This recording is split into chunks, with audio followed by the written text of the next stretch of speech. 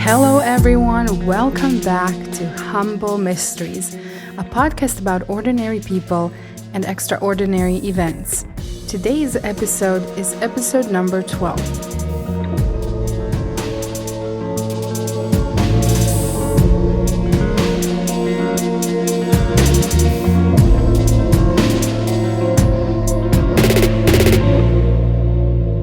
It's been a little while, so please let me do a round of quick housekeeping before we start. First of all, I would like to apologize for a longer break. This was something I originally planned to do. I felt like I needed a bit of a break, but then it sort of snowballed into a longer pause. And I promised myself when I was getting into this that I will take breaks when I need them. So that was fine. But then life went on and my schedule was just busted. I'm sure all of you know how difficult it can be to get something going once you've lost the momentum. So I decided not to take these longer breaks again, at least not in the near future, but I will switch to posting once every 2 weeks or once every 10 days for now. Also, the case I was working on, which we will be discussing today, is my first case in which I really had to dig into the archives, and the sources were in Slovenian, which is not my first language, so researching took me a lot longer than usual, and I think I was a bit unprepared for that. But you live and you learn, and I have definitely learned to give myself a bit more prep time for cases like this. On top of all of that, I can now share with you that my husband and I bought a house. We have been renters ever since we started living together and got married, so buying a home was a really big dream of ours. I'm so happy that we have found a beautiful home to raise our kids in and to grow old in, and we were moving for most of July and through the beginning of August. So my mind and my body was fully dedicated to that. But all of that said, my friends, I have only one thing to add, and that is I hope you're all well. I hope you have been well, and I hope you're ready to dive into some true crime with me today.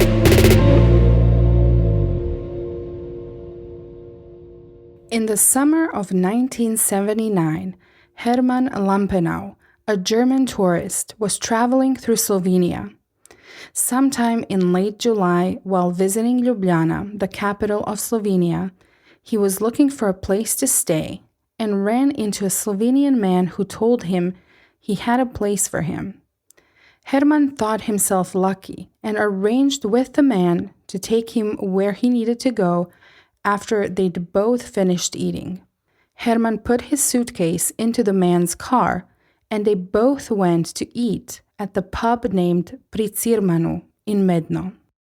At one point, this Slovenian man got up and told Hermann that he had to go make a phone call to his sister. The man walked out and drove away in his car, Hermann's suitcase in tow. When Hermann saw that the man he met and drove away with his suitcase was not coming back, he knew that he had been robbed. He spent the next few days looking for the man who stole his suitcase, and finally, against all odds, on August 5th, 1979, he saw him eating in the restaurant at the bus station in the city of Kranj in Slovenia. Hermann confronted him, and the man told him that he would return his suitcase and invited him to come with him to his home to get the suitcase. Hermann, about to be fooled by the same man the second time, got into his car hoping that he would soon be getting his suitcase back. But the man, of course, had other plans. He stopped his vehicle in a wooded area outside of Kranj and beat Hermann, stole his wallet that contained German marks, about 1,900 dinars, and all of Hermann's personal documents. He was badly injured. His clavicle was broken, and he had multiple injuries on his face. But Hermann somehow managed to memorize the license plates of the car the man was driving. Nearby, a man was foraging for mushrooms and saw the entire incident. After the man drove away, the forager helped Hermann get to the phone booth, and together they called the police and reported the robbery and the assault. That same day, the police located and arrested the man named Metod Trobec, who was the owner of the vehicle. Following Metod's arrest, the police located his home and conducted a search for Hermann's suitcase. They found the suitcase, but they also found something a lot more unexpected, dark, and sinister. Please join me as we explore the life and downfall of one of the most notorious serial killers in former Yugoslavia, Metod Trobec. In June 1948, when most of Europe was still recovering from the devastating effects of World War II, in a small Slovenian village, Marija Trobec gave birth to twins, a boy and a girl. She named them Metod and Cyrila, after the Byzantine Christian missionaries who evangelized the Slavic nations. Marija was a farmer and a single mother, and the twins' father was never known. She also had 2 older children from previous relationships. Her family was given a piece of land during the land reform, and that's where the Trobec family built a home for themselves. Metod's childhood was marked by developmental delays, at least if his mother's account of his childhood is to be trusted. According to her, Metod only started walking when he was 4 and speaking when he was 5, which is very late in my own non-expert humble opinion. He most likely started school at the age of 7, which was customary, but his education was difficult, and after failing the 7th grade, Metod never went back for another year to finish elementary school. His youth and adolescence were marked by crimes and mischief, and some villagers claimed that he burned down several haystacks in the village when he was 14, 15, or 16. When he was 18, Metod started his compulsory military service, and once he was finished in 1971, he moved to West Germany in search of employment and a better salary. He found a job in a car factory, which also allowed him to become an apprentice auto mechanic. During his stay in West Germany, his mother purchased a homestead in Dolenja Vas. According to her, she sold her cattle to be able to afford this property, but it is also very likely that Metod financially helped her because he was earning a decent salary in West Germany. Metod stayed in West Germany until 1974, when he moved back to Slovenia to serve his 1-year prison sentence. You see, sometime during that year, Metod rented a car in West Germany and drove it to Dolenja Vas in Slovenia, basically stealing the car. However, he didn't steal the car to use it. He hid the car and then reported it to the police to be able to collect the reward. Obviously, he was caught and sentenced to 1 year in prison. During his stay in prison, the assigned prison psychiatrist noticed some concerning patterns and requested that Metod be transferred to a psychiatric clinic in Ljubljana. During his stay at the clinic, Metod was diagnosed with psychosis, Ganser syndrome, and a psychopathic personality. He was pretending to be a mental patient in prison, and that was also concluded during his treatment at the clinic. Now, Metod visited the clinic twice during his 1-year prison sentence, and during each of those hospitalizations, he underwent electroconvulsive therapy or electroshock therapy. This kind of therapy is used in psychiatry for treating various mental disorders, such as major depressive disorder, mania, or schizophrenia. Obviously, nowadays, this kind of therapy is done in extremely controlled conditions. It's not just plugging someone into the electrical outlet. So the damage and the adverse effects are minimal. But I don't know to what extent that was present in the 1970s, because Metod based a lot of his defense later on these electric shocks that he received and the consequences he was left with because of them. In any case, Metod displayed a variety of concerning behaviors while at the clinic, including threatening to kill his mother, and then he later downplayed all of these behaviors with bizarre and banal explanations. After his release from prison, Metod met a woman who was 21 years older than him, and her name was Štefka Kvas. They got married and started living in Dolenja Vas at the property owned by Metod's mother, who also lived there. This marriage was dysfunctional and unhappy in every imaginable way. Štefka later testified against Metod during one of his trials and claimed that he was cold to her, rude, and very sexually abusive. She also claimed that it was getting increasingly difficult to live with him due to his unhealthy attachment to his mother, and the fact that he was treating their home as a warehouse or a storage unit where he brought and stored all the stolen goods from his thieving adventures. Štefka and Metod separated after a year or two, and he ended up remarrying in 1978. This second marriage was even shorter, and his second wife left him after only 9 months. Now, Metod or his family also owned a property and a house in Spodnja Bela, which is a small village not exactly far from their homestead. He lived at that property for a while and would return there, every now and then. This property especially served as his warehouse for the stolen items he kept amassing. In the late 1970s, Metod started working as a warehouse worker in the factory named Metalka. During his employment in Metalka, Metod stole various items. On one occasion, he stole a small TV, 2 gramophones, speakers, and a mixer by placing them on a cart and wheeling them out and into his car. Metod apparently had at least 7 workers helping him steal, and all of those items sooner or later ended up in his house in Spodnja Bela.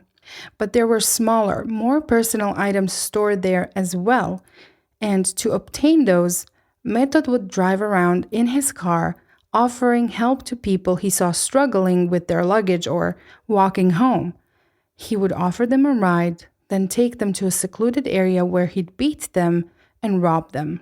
He also stole from people's houses and holiday homes, cars, and so on. Nothing was off limits. Okay, so now let's go back to 1979. After Hermann Lampenau finally reported Metod Trobec for defrauding him, stealing from him, and then beating him and robbing him, the police looked into his record and found a long history of crime. While Metod was in custody, the police conducted a search of his house in Spodnja Bela.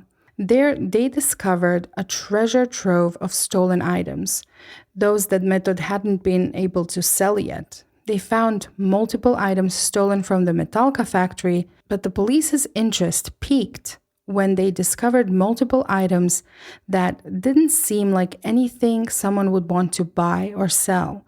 Those were personal items, most likely belonging to women: coats, trench coats, umbrellas, purses, keys, pocket mirrors, and so on. Upon talking to Metod's neighbors, the police were told that he had not been living in Spodnja Bela for long and that his former residence was his mother's house in Gorenja Vas. So the police made their way there and decided to search that house as well. Now, this house had been sold to a new owner the previous year, but the new owner only used the upper floor of the house as his living quarters. The bottom floor had not yet been cleared of the junk Metod had brought home over the years, and the new owner just didn't think that was a priority. The new owner also didn't seem to mind that Metod still visited and used the bottom floor of the house his mother used to own, because it was proven that Metod actually made several trips to the house in Gorenja Vas after the ownership was transferred from his mother to the new owner. While searching the bottom floor of this house, the police found even more junk, items Metod had stolen from who knows where and who knows when. More personal items were found in this property, female footwear, keys, clothes, and personal documents, and also IDs. Now, these items didn't match the collection of stolen items Metod had amassed, and again, the police found that very suspicious. Among Metod's personal items, the investigators found a novel called Loon and Exodus, in which a sentence was underlined. That sentence was, quote, "All my secrets I submit to the fire," unquote. The property also had an old brick bread oven, and inside the oven, ashes, soot, and debris were visible to the investigators. After scooping out the debris from the oven, the investigators were shocked to see that some of them looked like bone fragments, and then even more shocked to realize they were human bone fragments. As you can imagine, the search of Metod's old property then intensified, and in the initial search, remnants of 3 human bodies were found.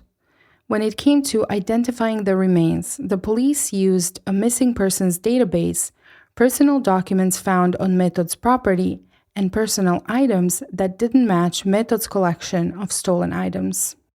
The first 3 identified victims were all women: Marijana Cankar, Ana Plevnik, and Zorica Nikolic. Even though the police knew their identities, they had almost no information on how and when they got in contact with Metod Trobec and how their remains ended up in his bread oven. The police then asked the public for help. The statement by the police said that even though they had a lot of data and information, they didn't have the connection and the glue that tied it all together. They asked the public to provide any information, however seemingly insignificant, about the missing women and about Metod Trobec. They were specifically asking for information regarding where the missing persons would spend their time, what vehicles they used, whether or not they used public transportation, and what the possible connection could be between them and Metod. On top of that, the police were extremely interested in shedding some light on the personality of Metod Trobec in order to create a personality profile for him. In the days following the discovery, the police were actively searching through the houses where Metod lived. The collection of stolen goods was described as almost like a warehouse. The rooms were so full of items, but there was no furniture. Eventually, when the items were taken out of the house, the police had to hire a cargo truck. Some of the items were actually taken by the factory workers who came in with the list of stolen goods and recovered almost all of them from the house. However, the police had no idea what to do with the rest of the items. They could not find the owners for almost anything, and the items included pretty much anything you could imagine: homeware, appliances, clothes, auto parts, watches, wallets, motorcycles, and so on. Just from looking at the items in the house and considering Metod's age, he was like in his early 30s, the police came to a conclusion that he was stealing almost all the time, every day. And it was obvious that he was stealing just for the sake of stealing. He would sell some of the items here and there, but most of them were just rotting away in his warehouse.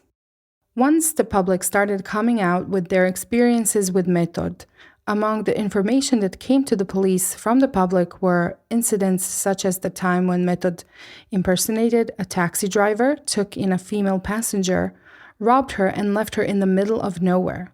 Her purse, wallet, and some of her personal items, including her ID, were later found in the house. Another notable incident reported by a citizen was when Metod offered a ride to an elderly man who missed his bus. After giving him a ride, Metod demanded that the man pay him money. However, he didn't have the money on him. Metod then beat him up, threw him out of the car, and took his watch. Now, the watch was engraved with a commemorative text, and that watch was also found in his house. Let's now turn our attention to the victims of this twisted and evil man.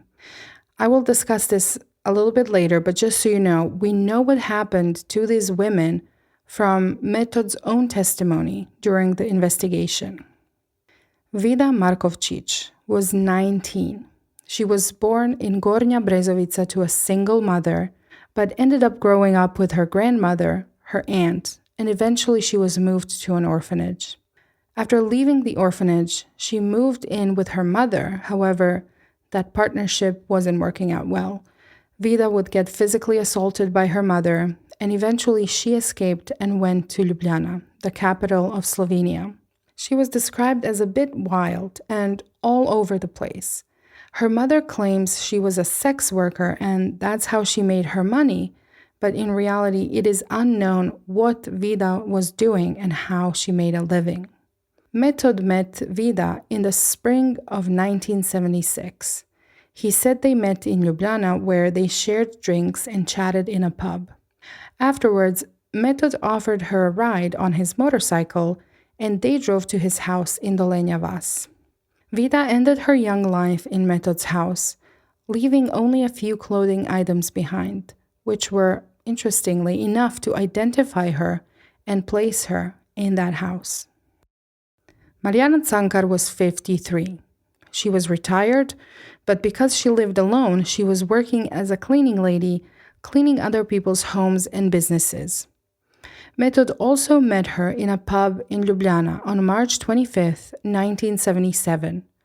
Mariana was supposed to leave on a short trip the next day, but she never showed up for the bus. She was dead by the next day, after Metod lured her into his house where he raped her, strangled her, and then burned her body. Before he killed her, he found out where Mariana worked, and then afterwards found the keys of one of the businesses she cleaned. He drove to Ljubljana, let himself into the restaurant using Mariana's keys, and stole 2 calculators, 2 typewriters, a kettle, and 2 paper staplers. One of the typewriters was actually found in the house of Metod's sister. Urška Brečko was 21 when she was reported missing on March 20th, 1978. Her disappearance was reported in the media, and her family were actively looking for her. At the time, she worked as a kitchen assistant in a restaurant. Since Metod confessed to some things, he also made a statement that a woman named Urška did visit his house once. It wasn't until keys were found in Metod's house, among which was a key to the restaurant where Urška used to work, that the authorities started suspecting that she as well met her tragic end there on Metod's property. She met him at a restaurant, already drunk. That day, she was supposed to pick up her mother's pension, but the post office worker refused to give her the money because she was intoxicated. She missed her train, and then she missed her bus. She then went to the restaurant where Metod noticed her, talked to her, and offered her a place to stay for the night. She was never seen again. Anna Plevnik was 43. She was a widow who inherited her husband's wealth and was trying to ease her loneliness with alcohol. She met Metod in April 1978.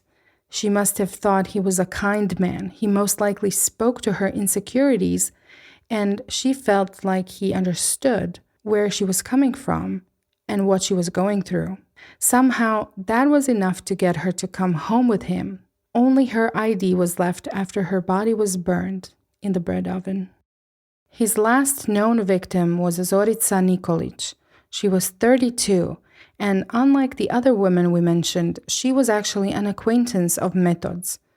They'd known each other for a few months. Zorica had changed jobs a lot during her life, even working for a while in the same factory as Metod.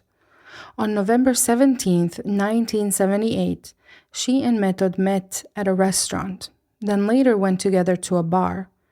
Trobec confessed that they ended up making love in his kitchen, where he strangled her during the sexual act.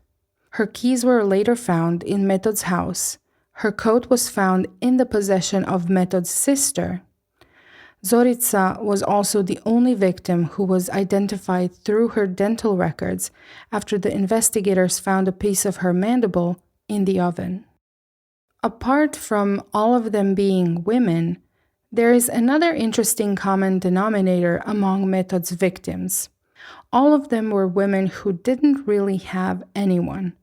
As I mentioned earlier, only Urška Brečko was immediately reported missing. The rest were in the missing persons database, but no one was really looking for them.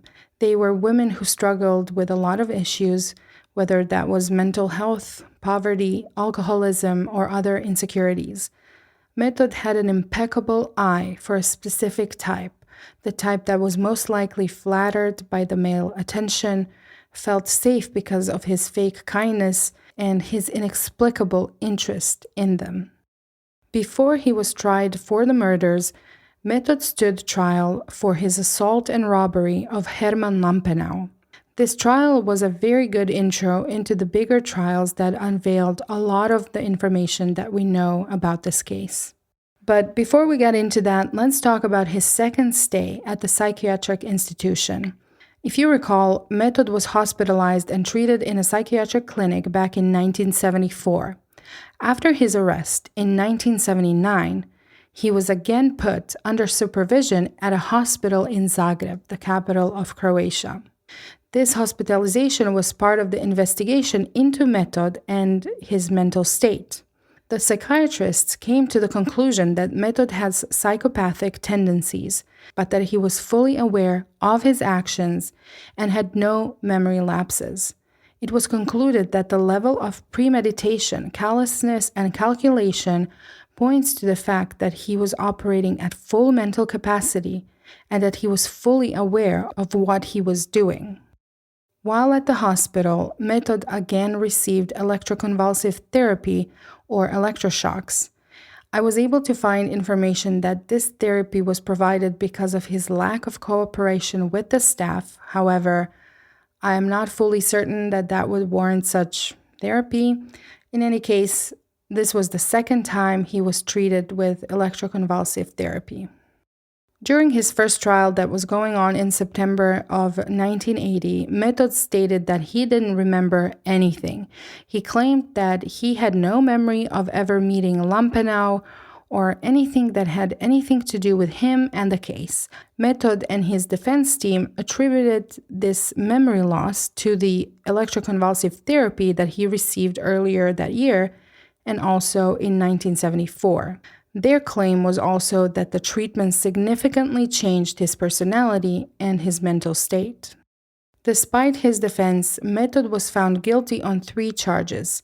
He was sentenced to 6 years in prison for robbery, 1 year for physical assault, and 2 years for grand theft.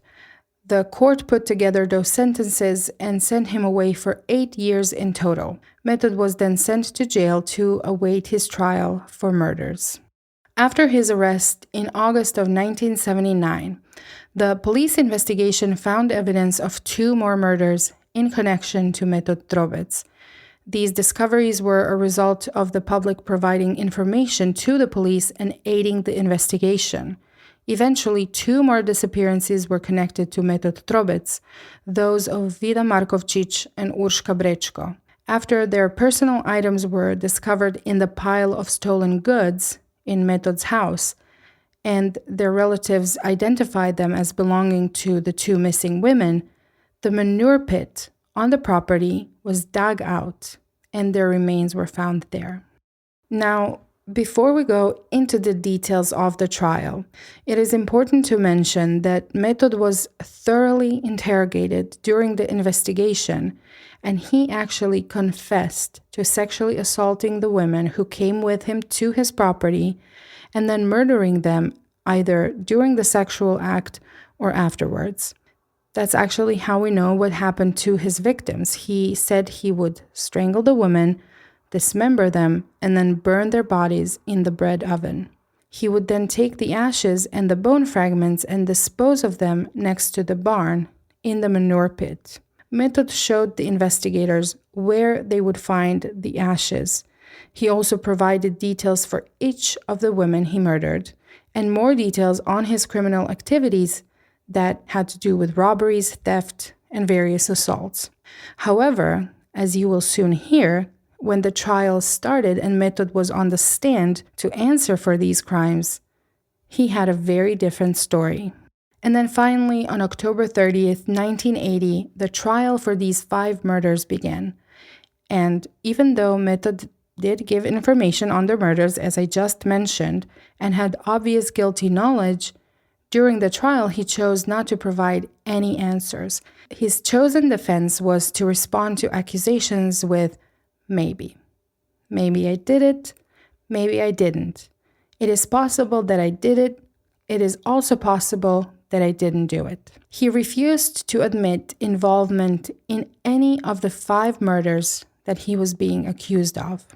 When asked if he remembered showing the investigators around the property, showing them the bread oven and the places where he disposed of the ashes, he said that he didn't remember and that it was possible that he did that, but that it was also possible that he didn't. His memory seemed to return when he was asked about the transfer of ownership of the property, and he knew when his mother had sold it. The reporter who was following the trial reported on how difficult it was for him to visually connect Metod to things he was accused of. He said he looked like just a normal guy, a bit shorter and stockier, but clean-shaven and decently well-looking. He wrote that, in his opinion, Metod would have no problem asking a lady for a dance or a date. During the trial, a psychiatrist, Dr. Zlatko Vinek, testified that Metod was able to understand his own actions. However, Metod and his attorney seemed to have chosen their defense during his previous trial, and they just stuck to it again. Metod was said to have repeated the following statement multiple times. Quote, "Maybe I did it, maybe I didn't do it. If I did it, I don't know that I did it. I am a ruined person. I don't know if this is me. It may be me, it may also not be me. My health, my spirit, and my youth have been destroyed by psychiatrists and electroshocks." Unquote. During that same trial, many witnesses came forward to speak about the circumstances surrounding Metod Trobec and the disappearances of his victims. Very early into the trial, after giving the statement that he might have done the crimes that he was charged with, Metod informed the court that he will not be responding to any further questions. The last statement he gave was that his life wasn't easy, and from there, the story was told through the evidence and witness testimonies.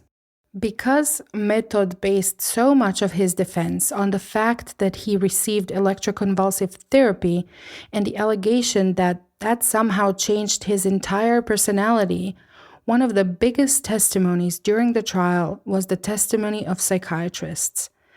Dr. Bregant testified that Metod was in a state of psychosis known as prison psychosis, or more notably known as Ganser's syndrome.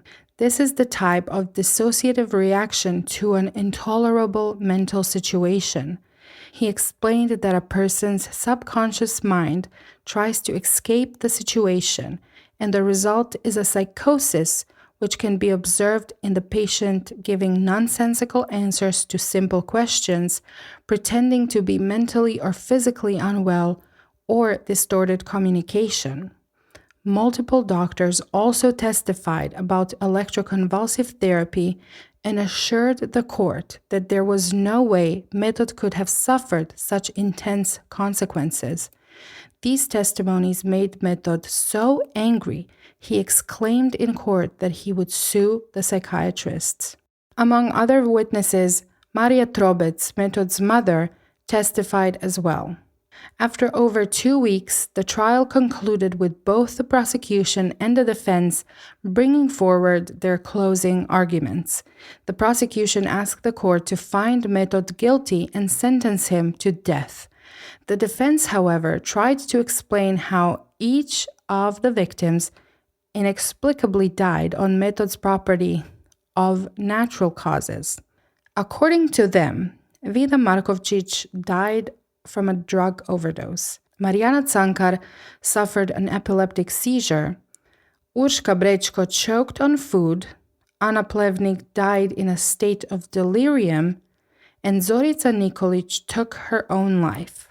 Apparently, Metod was so panicked by each of these deaths that he did the only thing he could think of: dismember the bodies and burn them. I mean, I wouldn't do that, but that's just me. The defense, of course, asks for Metod to be acquitted. I think it's worth reminding ourselves at this point that Metod had a completely different story for each of these deaths during the investigation. And interestingly, he was a lot more involved in that version of events. On November 25th, 1980, Metod was found guilty and sentenced to death. The Supreme Court later overturned this sentence because the court thought that not enough attention was given to the fact that there were cases of schizophrenia in Metod's immediate family. Apparently, his stepbrother, was diagnosed with schizophrenia. His second trial started in September 1982, and during this trial, Metod and his defense lawyer went for the same tactic: complete silence and refusal to answer any questions. A lot of the same evidence was brought forward during this trial, as well as the majority of the witnesses. Interestingly, his first wife testified during this trial as well. The second trial also concluded with a guilty verdict and another death penalty. This was again appealed by Trobec and his defense team, and the Supreme Court lowered his sentence to 20 years in prison, which is a classic Balkan sentence. I mean, we've heard enough of those. In 1984, when Metod was already serving his sentence, the investigators found another ID during the demolition of his property. This ID belonged to a woman named Olga Pajic, who disappeared on August 9th, 1975. Metod confessed to killing this woman and he was indicted, but this case sadly never went to trial. I couldn't find out why. Whatever source I found, I could not find why this never went to trial. It just didn't. It just stopped there. He was indicted and the whole thing seemed to have been forgotten. During his imprisonment, Metod decided to show just how undeserving he was of the lowered sentence he received by the Supreme Court. He stabbed a man in 1988. Then he stabbed another one in 1990. Both survived Metod's attacks. In 1992, he found himself a new victim, a fellow inmate, and stabbed him 10 times. For these 3 attacks, Metod earned himself 15 more years, being added to his 20-year sentence. After his lawyer tried to get this overturned as well, the Supreme Court thankfully upheld the sentence. Metod was left to rot in prison, still regularly visited by his twin sister and their mother. Eventually, his mother was moved to a care home where she died, and his sister became so ill she couldn't visit him anymore. Even though Metod refused any medical checkups, he was informed by medical staff that some of the symptoms he was experiencing could be pointing to prostate cancer. On May 30th, 2006, Metod was found dead in his cell, having taken his own life. He never left any notes, but it is believed that his mother's death, his sister's illness, and his own symptoms led him to it. I have to say, even though I like true crime, I have never been particularly interested in serial killers. That level of pathology usually confuses me, and it's not something that I find interesting. But after learning about Metod Trobec, I really felt like this story was worth telling. A lot of us probably have ideas of how serial killers behave, what they look like, and we maybe even think that we would be the ones to be able to recognize them. I think this case is a cruel reminder that the reason so many of them are able to commit such heinous crimes and go undetected is the fact that they are wolves in sheep's clothing. They are master manipulators, deceivers, and apparently good actors as well.